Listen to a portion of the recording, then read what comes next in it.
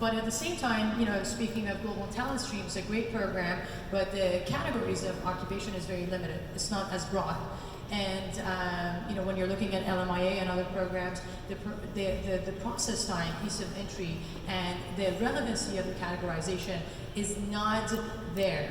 I know that we've made a lot of progress and we had great success with the programs, and I would love to know what are the steps that we're taking to make sure the same acceleration and process time that we see with the global talent stream, we can see it across all the application programs that are out there. Well, the Global Talent Program is a small and targeted program for very specific industries, but on top of that, we also take in more immigrants per capita than just about any other Western country in the world.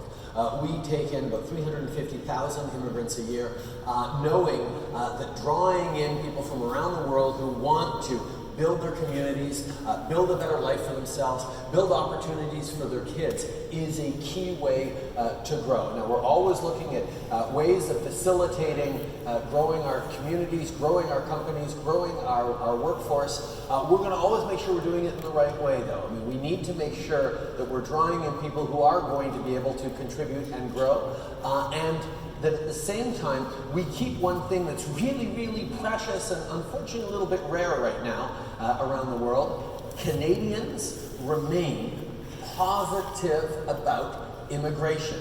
As we see anxieties and worries and people closing in around the world, Canadians know that we get more resilient communities, we get better solutions, we get better innovation when we bring in people from all around the world. That's why we are doing well at a time even of anxiety.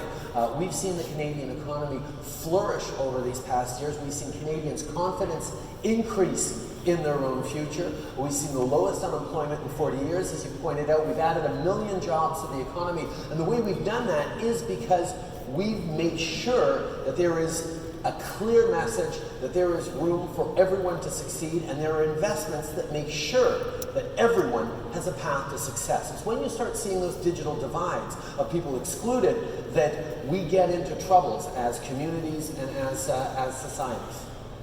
I think speaking of